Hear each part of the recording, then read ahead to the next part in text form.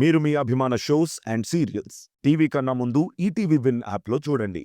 Download and subscribe to ETV win app. 99 రూపాయలు మాత్రమే.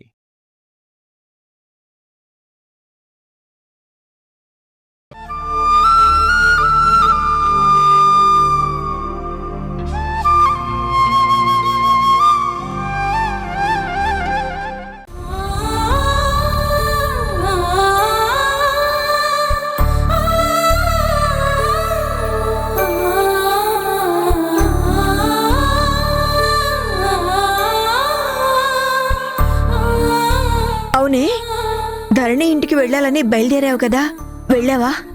ఆ అమ్మాయిని కలిసావా? గుమ్మం దాకా వెళ్ళానమ్మా. అంతలో మధుకి ఇలా అయ్యిందని నువ్వు ఫోన్ చేసావు కదా, కంగారుగా వెనక్కి తిరిగి వచ్చేశాను. లోపలికి వెళ్ళలేదు. అదేంటి, ఇక్కడ నేనున్నాను కదా, జాగ్రత్తగా చూసుకోను అనుకున్నావా? అర్జెంటుగా వెనక్కి తిరిగి రాకపోతే ఏమయ్యేది? అలా అంటావేంటమ్మా? కన్న కూతురు కాదని తెలిసినంత మాత్రాన కేర్లెస్గా బిహేవ్ చేయాలా? ఆహా, అయ్యో, నా ఉద్దేశం అది కాదే. సోదెమ్మ అంత బలంగా అమ్మాయిని ఖచ్చితంగా కలవమని చెప్పింది కదా, అందుకే అడిగాను.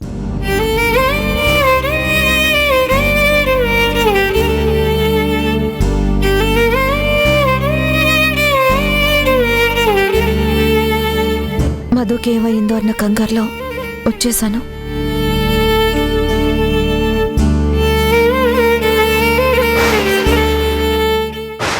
కానీ ఆ ఇంట్లో ఏదో జరుగుతుందమ్మా. ఆ ఇంట్లో ఏదో హడావిడిగా అనిపిస్తుంది. ఇంటి ముందు మామిడి తోరణాలు, అలంకారాలు అయితే ఉన్నాయి. ఏంటి, తోరణాలు అలంకారాలా? ఏమై ఉంటుంది? ఎందుకైనా తెలుసుకోవడం మంచిదే. సరే, నేను ఫోన్ చేసి కనుక్కుంటానులే.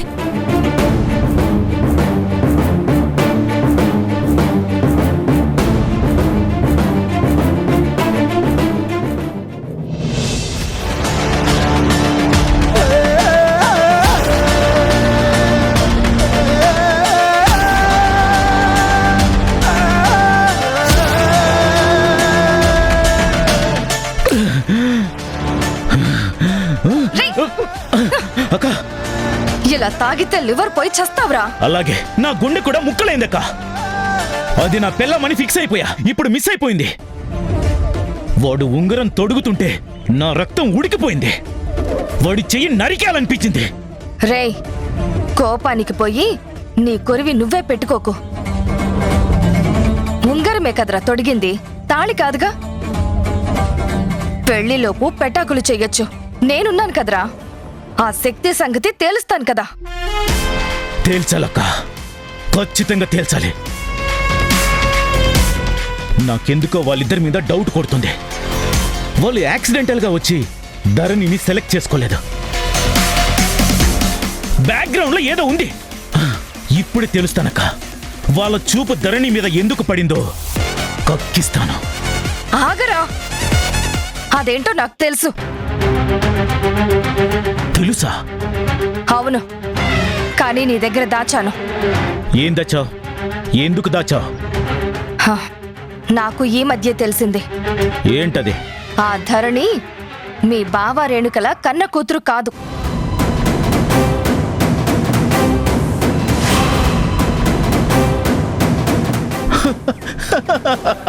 ఏంటక్క, నన్ను డైవర్ట్ చేయడానికి కొత్త స్టోరీ చెప్తున్నావా?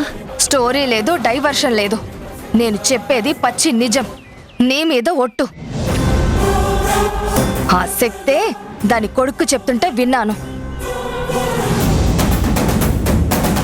ఆ జననికి ధరణి బాలులే తన పిల్లలు అని తెలిసిపోయింది. మనకి తెలిసిన విషయం దానికి తెలియదు. ఈ లోపు ధరణికి నీకు పెళ్ళవకపోతే ఆ జనని ఎంతకైనా తెగిస్తుందిరా. ఇంత పెద్ద విషయం ఎందుకు దాచావక్క?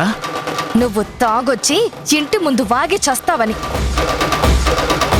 ఆ ధరణి కోట్ల ఆస్తికి వారసురాలు, డాక్టర్ గుణశేఖర్ కూతురు. పుట్టుకప్పుడే పిల్లలు మారుంటారు. నువ్వు రచ్చ చేస్తే విషయం బయటపడితే వాళ్ళని కన్నవాళ్ళు తీసుకెళ్లిపోతారని దాచాను. ఇప్పుడు సమయం వచ్చింది కాబట్టి చెప్తున్నాను. అయితే నిజమా డాక్టర్కి చెప్పి నేను పెళ్లి చేసుకుంటాను. ధరణిని నాకివ్వమని అడుగుతాను. చంపేస్తాడ్రా. నీకేం చూసిస్తాడ్రా? అంబానీ కొడుకువా? సాఫ్ట్వేర్ సీఈఓనా? ఛ! ఇప్పుడు ఎలా అక్క? పెళ్లి జరిగిపోతుంటే కళ్ళు అప్పగించి చూస్తూ ఉండాలా? అలా ఏం కాదురా. ఏమీ తెలియనట్టుగా ఉండు. ప్లాన్ వేసి కొత్త డ్రామా ప్లే చేద్దాం. ఆ పెళ్లి ఆపి తీరుదాం. అప్పుడు ధరణితో పాటు ఆస్తి నీదవుతుంది. అది ఎలా అంటే,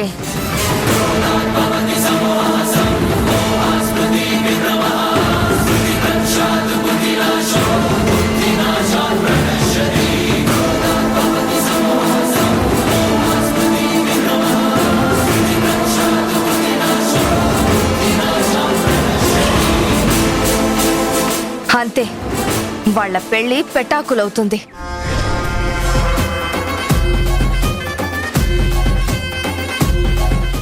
ఓకే అక్క.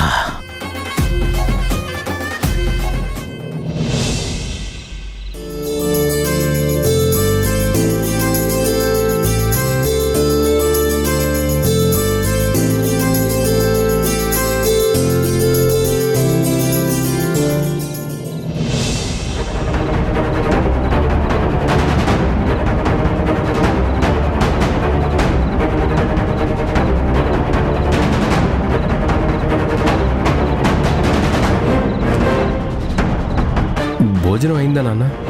అయిందిరా, నువ్వు తిన్నావా? తిన్నా నాన్న.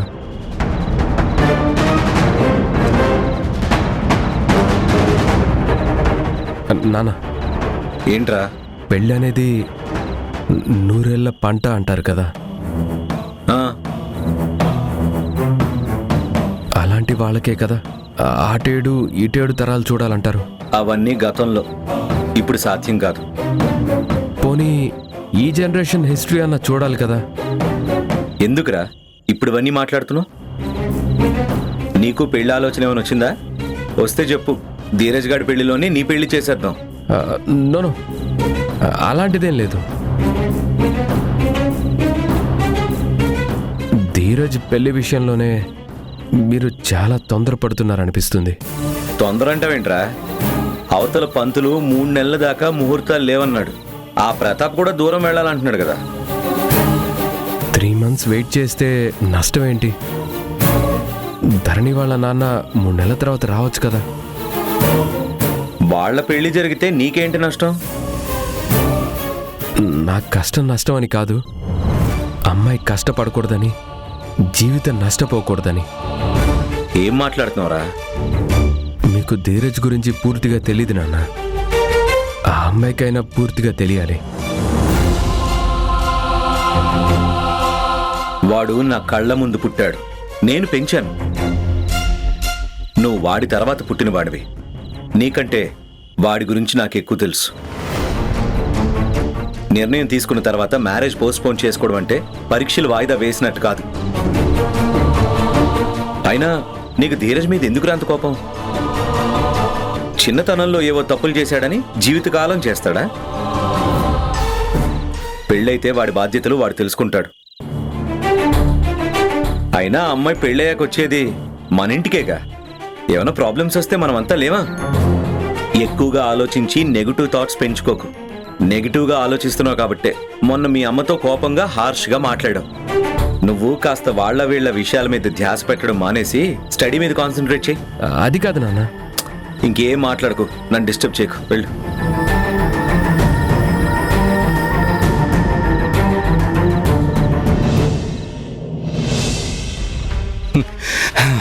ఎంగేజ్మెంట్ అయిపోతే సగం పెళ్ళైపోయినట్టే. అటు గుణ ఇటు ప్రతాప్ మనకు సపోర్ట్గా ఉన్నారు. ఇంకా ఈ పెళ్ళి ఆపడం అసాధ్యం. అంతా ఓకే మమ్మీ, మరి మ్యాటరు జననికి పెళ్లి జరిగేంత వరకు తెలియకుండా ఉంటుందంటావా? జస్ట్ 48 అవర్సే కదరా, దానికి తెలిసేలోపే ఆ ధరణి మెడలో తాళి కడతావు, నీ సొంతం చేసుకుంటావు. లేనిపోని అనుమానాలు పెట్టుకోకు, మ్మ్. అపశకునం మాటలు మాట్లాడకు, పెళ్లి పనుల మీదే కాన్సంట్రేట్ చెయ్యి. వచ్చేసా, నేనొచ్చేసా.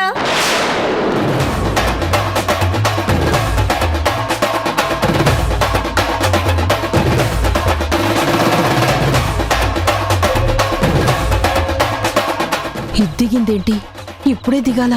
ఇదొస్తే పిల్ల వచ్చినట్టే.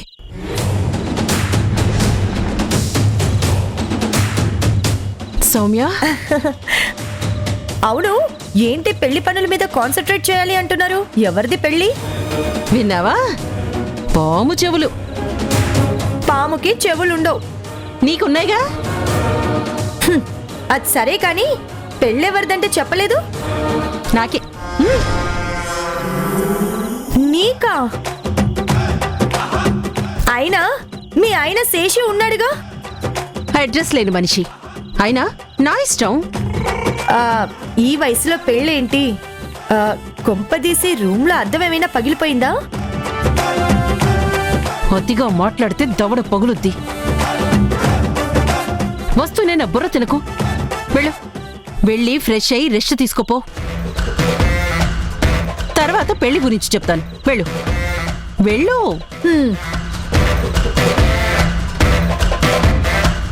ఆ, ఎందుకు మమ్మీ ఆవిడికి మ్యారేజ్ మ్యాటర్ చెప్పలేదు?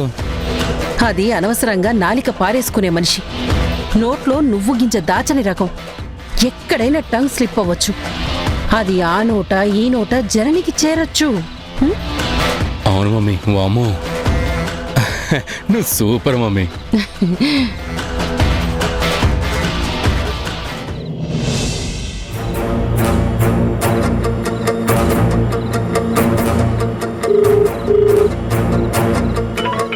ఈ టైంలో జనని గారు ఫోన్ చేస్తున్నారేంటి? హలో, జనని గారు చెప్పండి. అక్క ఫోన్ నా దగ్గర ఉంది. ఏమైనా అర్జెంటా? అయ్యో అదేం లేదు, క్యాజువల్గా క్షేమ సమాచారాలు తెలుసుకోవాలని ఫోన్ చేశాను. ఐసి. అవును, ఈరోజు మీ ఇంట్లో ఏమన్నా ఫంక్షన్ జరిగిందా బాలు? అవును, అది మీకెలా తెలుసు? మార్నింగ్ మిమ్మల్ని కలుద్దామని మీ ఇంటి దాకా వచ్చాను. అంతలోపు ఒక అర్జెంట్ పనిపడి వెనక్కొచ్చేసాను. అయ్యో అలాగా, మీరు కూడా వచ్చి ఉంటే బాగుండేది. ఈరోజు మా అక్క ఎంగేజ్మెంట్ జరిగింది.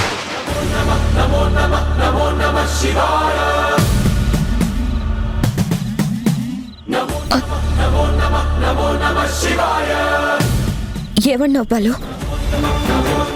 ధరణి ఎంగేజ్మెంట్ జరిగిందా? అవునండి, అనుకోకుండా ఒక మంచి సంబంధం వస్తే జరిగిపోయింది. అందుకే అందరినీ తీరిగ్గా పిలవలేకపోయాం. టైం ఉంటే మిమ్మల్ని కూడా తప్పకుండా పిలిచేవాళ్ళం. అలాగా,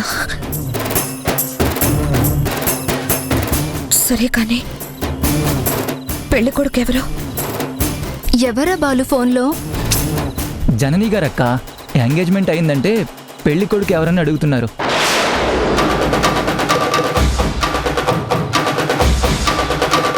ఏమైంది? చెప్పొద్దు, ఏం చెప్పొద్దు, చెప్పొద్దు. సరేనా, ప్లీజ్ చెప్పొద్దు.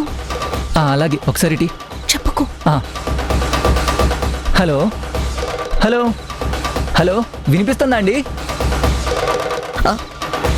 బాలు, వినపడుతుంది. చెప్పు బాలు. హలో, చెప్పు బాలు. ఏం లేదండి, మా నాన్నగారు పిలుస్తున్నారు. నేను మీకు తర్వాత కాల్ చేస్తాను. బాలు బాలు,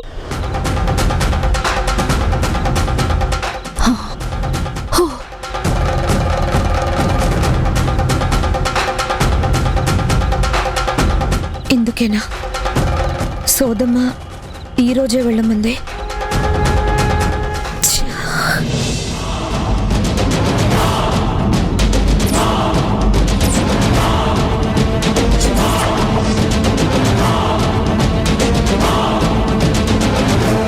ఏమైంది? చచ్చా అనుకుంటున్నావు? ఈరోజు ధరణి ఎంగేజ్మెంట్ జరిగిందంట.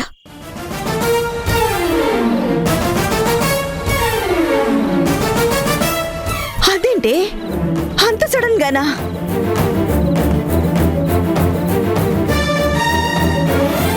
గుణ నేను లేకుండానే మా కన్న కూతురు పెళ్లి జరిగిపోతుందమ్మా. అలా ఎలానే? వెంటనే గుణకు ఫోన్ చేసి మొత్తం విషయం చెప్పి అంతా ఇంకా గుణ చూసుకుంటాడు.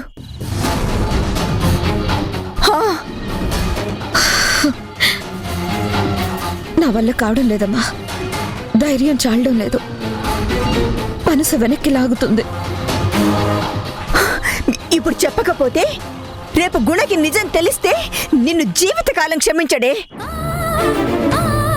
కన్న కూతురు విషయం తెలుసుకోవడం కన్న తండ్రిగా అతని హక్కు. చెప్పడం తల్లిగా నీ బాధ్యత.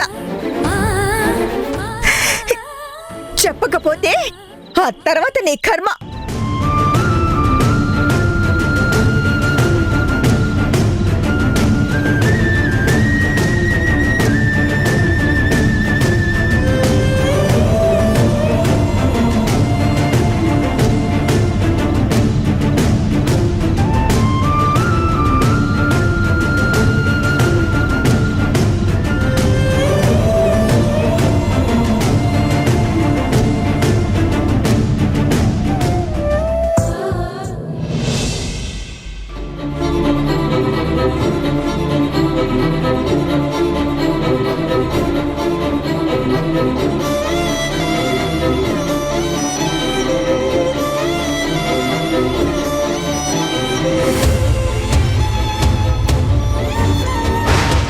ఇప్పుడు చెప్పకపోతే రేపు గుణకి నిజం తెలిస్తే నిన్ను జీవితకాలం క్షమించడే. మన కూతురు పెళ్లి మన ప్రమేయం లేకుండానే జరిగిపోతుంది గుణ అని ఎందుకు చెప్పలేకపోతున్నాను? నా బలహీనత, భయమా, సందిగ్ధమా?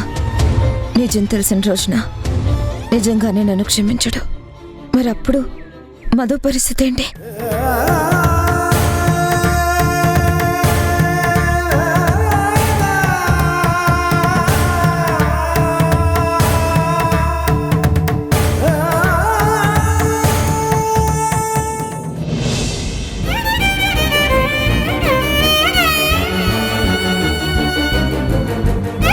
మధు, లేచావా? ఇప్పుడు ఒంట్లో ఎలా ఉంది? నీరసంగా ఏం లేదు కదా? ఉన్నా లేకపోయినా త్వరగా వెళ్ళి బ్రష్ చేసుకో. నీకు వేడివేడిగా బ్రేక్ఫాస్ట్ చేసి పెడతాను. కడుపు నిండా తిందు గాని. సరిగ్గా తినకనే ఈ నీరసాలు, కళ్ళు తిరగడాలు. ఏం అవసరం లేదు. I'm all right. ఎప్పుడు తినాలో ఏం తినాలో నాకు తెలుసు. మధు, మధు, ఏంటి అదంత ప్రేమగా పలకరిస్తుంటే పొద్దున్నే అంత పెడసరంగా మాట్లాడతావు? అది నీకోసం తన జీవితాన్ని త్యాగం చేస్తోంది. అది చాలా నష్టపోతోంది. నీకోసం అది దాని సొంత. నువ్వు ఆపు. మధుని ఎందుకు హర్ట్ చేస్తున్నావు? మధు, నువ్వు వెళ్ళి ఫ్రెష్ అయ్యిరా. వెళ్ళు.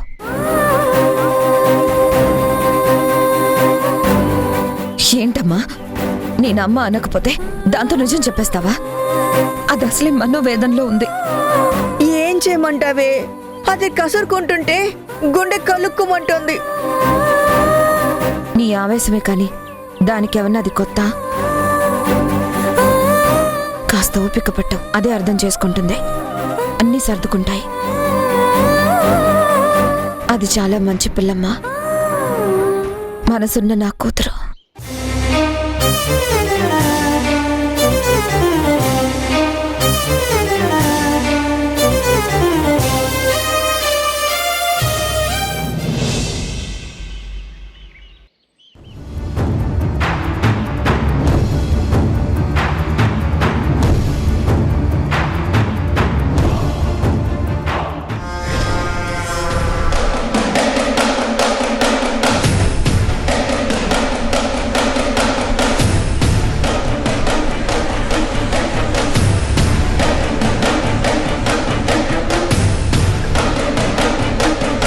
ఇదిగో అక్క, నువ్వు అడిగిన పెళ్లి ఖర్చులకి.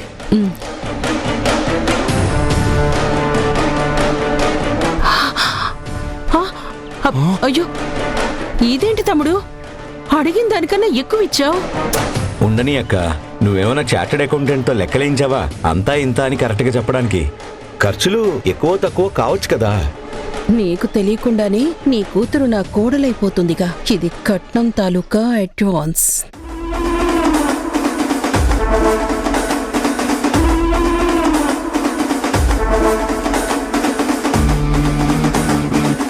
ఎంత పెద్ద మనసురా తమ్ముడు నీది. ప్రతిదానికి అలా పొగడాల్సిన అవసరం లేదక్క. చాలా థ్యాంక్స్ రా. మనలో మనకి ఫార్మాలిటీస్ ఎందుకక్క?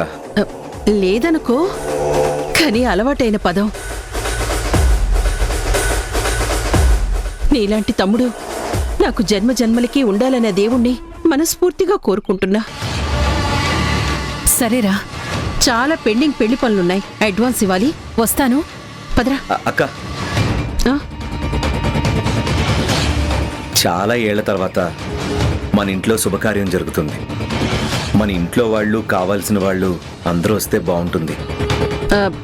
బాగుంటుంది, చాలా బాగుంటుంది. అందరూ వస్తారు. నువ్వు, నేను, ధీరజ్ ఎలాగో ఉంటాడు,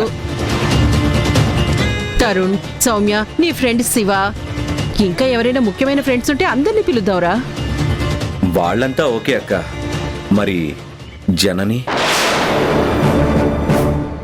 అత్తయ్య గారు, మధు వాళ్ళందరూ కూడా వస్తే బాగుంటుంది కదా. జనని రాలేదని తరుణ్ ఫీల్ అవ్వచ్చు. చచ్చా, ఇప్పుడెలా? అదొస్తే శుభం కార్డే. నువ్వన్నది నిజమే తమ్ముడు, నాకు తను రావాలనే ఉంది. కానీ ఈ మధ్య చాలా కొత్త కొత్త విషయాలు వింటున్నాం కదా, అయినా పిలుద్దామంటావా? వచ్చిన వాళ్ళు ఏమనుకుంటారో ఏమోరా. ఎవరు ఏమన్నా అనుకోని అక్క, పిలుద్దాం. తను చాలా ధైర్యవంతురాలు, ఎవరి మాటలు పట్టించుకోదు. పిలిచినా వస్తుందంటావా? పిలవాలి కదక్క. అది నిజమే, కానీ సరే, నీకు పిలవడానికి ఇబ్బంది అయితే చెప్పు, నేనే పిలుస్తాను. అయ్యో వద్దు. శుభకార్యానికి స్త్రీలు పిలుస్తేనే బాగుంటుంది. పైగా నా కొడుకు పెళ్లి, నేను ఆడపడుచుని, నేను పిలవడమే పద్ధతి. నేనే పిలుస్తానులే, ఓకేనా? పదరా, చాలా పనులున్నాయి.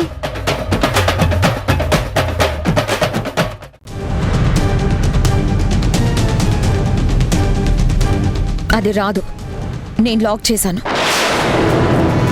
టిఫిన్ తినకపోతే తలుపులు తెరుచుకోవు. ఏంటి మరి టూ మచ్ చేస్తున్నావు? టిఫిన్ తిననిదే కాళ్ళు బయట పెట్టనివ్వను.